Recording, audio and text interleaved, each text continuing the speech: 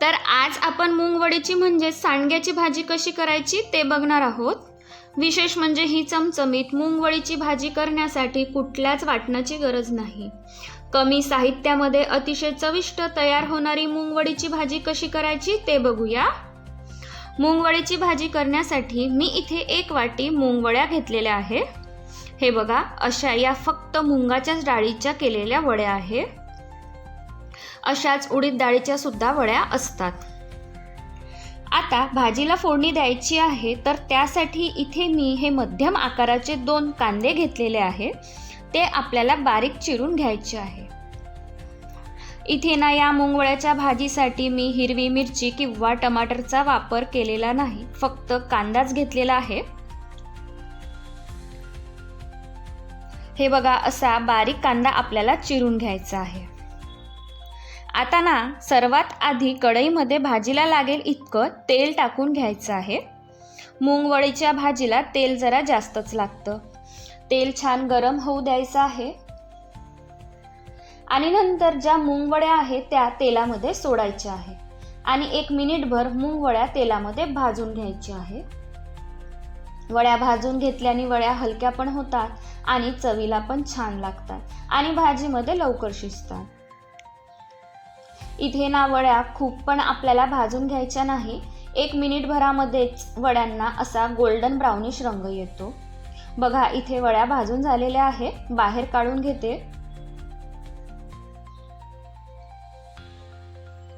आता ना याच तेलामध्ये चमचाभर जिरं टाकून घ्यायचं आहे। जिरं फुलल्यानंतर बारीक चिरून घेतलेला कांदा टाकून घ्यायचा आहे।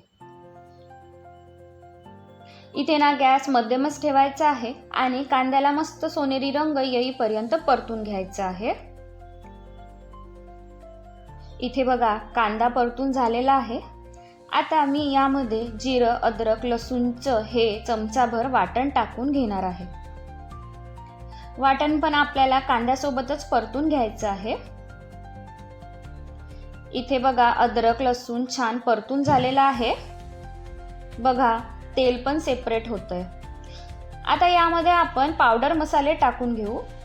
पाव चमचा हळद, चमचाभर काळा मसाला, आवडीनुसार लाल मिरची पावडर। इथे ना तिखटाचं प्रमाण तुम्ही तुमच्या आवडीनुसार घ्या। चवीपुरतं मीठ। आता हे सर्व सुके मसाले परतून घ्यायचे आहेत। आता हे मसाले जळायला नको म्हणून अगदी थोडंसं असं पाणी घालून मसाला 1 मिनिटभर तेलामध्ये शिजवून घ्यायचा आहे आणि नंतर ना आपण भाजून घेतलेल्या ज्या मुंगवड्या आहेत त्या टाकून घ्यायच्या आहे आणि मिक्स करून घ्यायचे आहे। आता याला ना झाकण झाकून 4 ते 5 मिनिटं मंद गॅसवर या वड्या मसाल्यामध्ये शिजवून घ्यायच्या आहे। बघा, इथे मुंगवड्या मी 5 मिनिटं मसाल्यामध्ये शिजवून घेतलेल्या आहे। आता यामध्ये पाणी टाकून घ्यायचं आहे। मी इथे 1 वाटी वड्या घेतलेल्या आहे, तर त्यासाठी 1.5 ग्लास इतकं थंड पाणी टाकून घेणार आहे आणि वड्या झाकून 10 मिनिटं मंद गॅसवर शिजवून घेणार आहे। ही वड्याची भाजी शिजवून घेताना अधामधामध्ये चेक करत राहायचंय वड्या शिजल्या की नाही ते।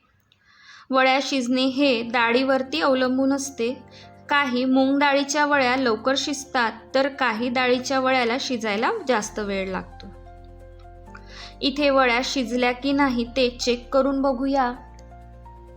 तुम्ही इथे बघू शकता, वडी जी आहे ती पूर्णपणे शिजलेली नाही। मी पुन्हा 4-5 मिनिटं या वड्या झाकण झाकून शिजवून घेणार आहे। 5 मिनिटांनंतर पुन्हा बघा, वडी मस्त शिजलेली आहे। मला ही मुंगवड्याची भाजी शिजवून घेण्यासाठी 15 ते 20 मिनिटाचा वेळ लागलेला आहे। मुंगवड्याची भाजी तयार झाली आहे। आता गॅस बंद करून घ्यायचा आहे आणि नंतर वरनं मस्त हिरवीगार कोथिंबीर टाकून घ्यायची आहे। कोथिंबीर मिक्स करून घ्यायची आहे आणि नंतर मुंगवड्याची भाजी गरमागरम सर्व करून घ्यायची आहे। तुम्ही सुद्धा ही साधी सोपी कमी साहित्यामध्ये तयार होणारी अतिशय चविष्ट मुंगवड्याची भाजी नक्की करून बघा। रेसिपी कशी वाटली ती कमेंटमध्ये नक्की सांगा. व्हिडिओ आवडला तर व्हिडिओला लाईक नक्की करा. चॅनलवर नवीन असाल तर चॅनल सबस्क्राईब नक्की करा. धन्यवाद.